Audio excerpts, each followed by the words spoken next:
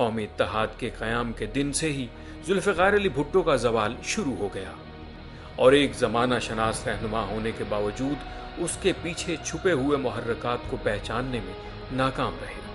کچھ سیاسی مبصرین کی یہ بھی رائے ہے کہ اسٹیبلشمنٹ نے بھی اس وقت ذوالفقار علی بھٹو کی حکومت کا تختہ الٹنے میں نہ صرف پاکستان قومی اتحاد کا ساتھ دیا بلکہ بعد میں ذوالفقار علی بھٹو کو پھانسی کے تخت تک بھی پہنچایا۔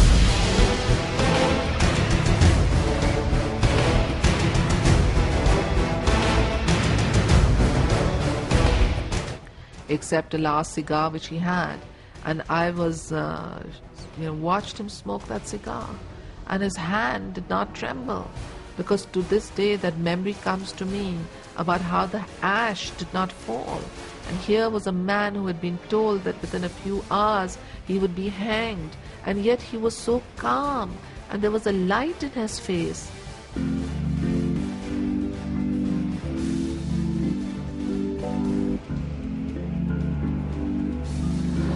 They've tried to break our father. They've tortured him for 2 years.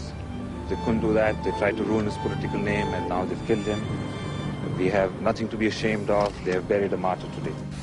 7 March 1977 کو ہونے والے انتخابات میں پیپلز پارٹی نے 200 نشستوں پر اپنے 200 امیدواروں کو نامزد کیا۔ پاکستان پیپلز پارٹی نے 155 جبکہ پاکستان قومی اتحاد صرف 36 سیٹیں جیت سکی۔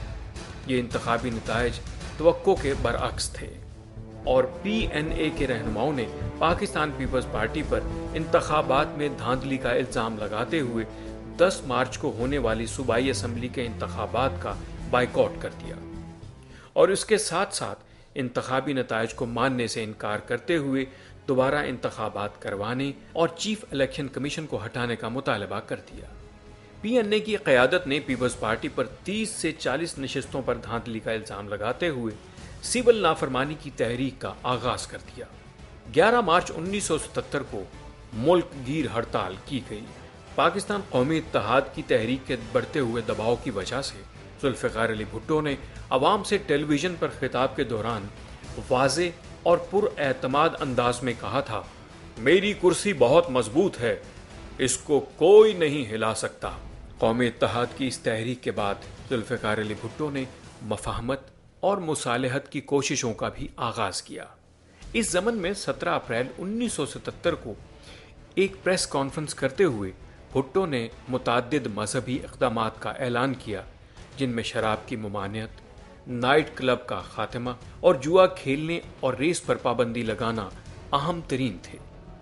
اس دوران اٹارنی جنرل یحییٰ بختیار نے پی این اے کے رہنماؤں کو یہ یقین دہانی کروائی کہ اگر وہ صوبائی اسمبلی کے انتخابات میں حصہ لیتے ہیں تو قومی اسمبلی کو تحلیل کر دیا جائے گا۔ تاریخ یہ ثابت کرتی ہے کہ قومی اتحاد کے کچھ رہنما اس مفاہمت پر آمادہ تھے، مگر ایئر مارشل اصغر خان جیسے سخت گیر قائدین نے تحریک کو جاری رکھنے کا اعلان کیا اور انتظامیہ کی طرف سے عوامی رد عمل کے خلاف طاقت کے استعمال پر مئی 1977 کو انہوں نے مسلح افواج کو ایک خط لکھا جس میں یہ لکھا گیا کہ ذوالفقار علی بھٹو کی حکومت غیر قانونی ہے۔ اس اپیل کے بعد فوج نے جزوی مارشل لاء کے دوران اپنے شہریوں پر گولی چلانے سے انکار کر دیا۔ ارے وہ سب دھوکہ تھا، وہ جو بات ہو رہی تھی پی این اے کے لیڈروں کے درمیان اور جس میں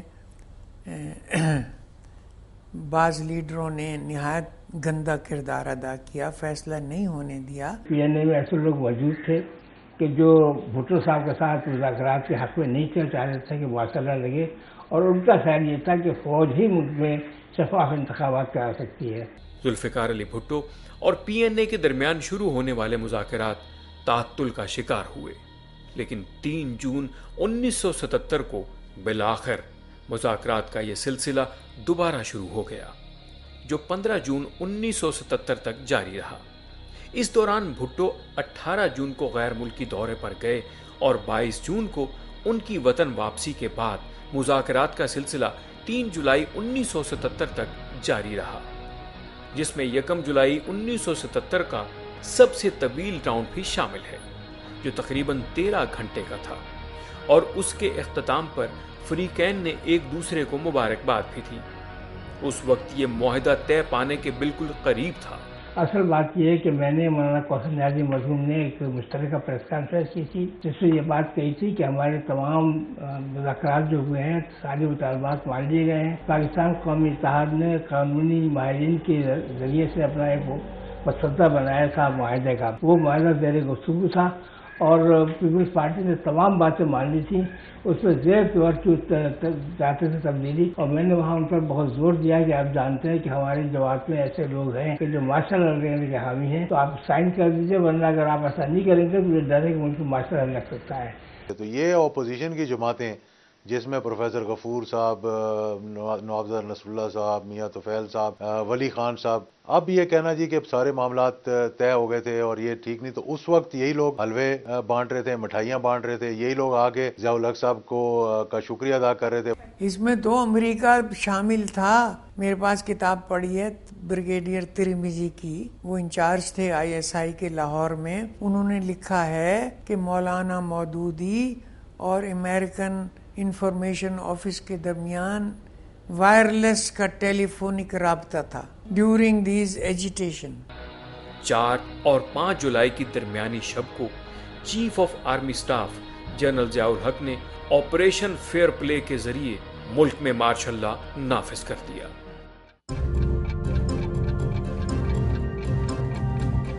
کی حکومت ختم ہو چکی ہے، سارے ملک میں مارشل لا نافذ کر دیا گیا ہے، قومی اور صوبائی اسمبلیاں توڑ دی گئی ہیں، صوبائی گورنر اور وزیر ہٹا دیے گئے ہیں، البتہ آئین کو منسوخ نہیں کیا گیا۔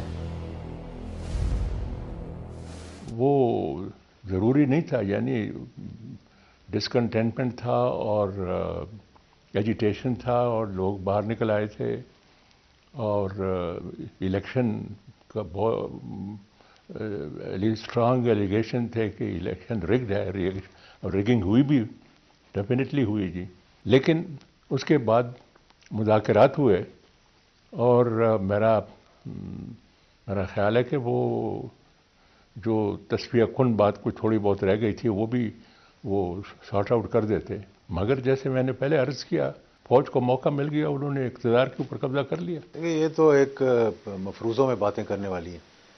پاکستان کے اس وقت جو حالات تھے اور پاکستان کے اندر ایک سول وار کی کیفیت تھی، پوری اپوزیشن جو ہے وہ سراپا احتجاج بنی ہوئی تھی۔ اپوزیشن کے جو اس وقت کے لیڈر تھے اصغر خان وغیرہ، وہ چیف آف آرمی اسٹاف کو خطوط لکھ رہے تھے۔ مجھ سے تو ضیاء الحق نے خود کہا کہ میں نے بھٹو صاحب سے 23 اپریل کو کہہ دیا تھا کہ اگر آپ فیصلہ نہ کر سکے تو فوج آئے گی۔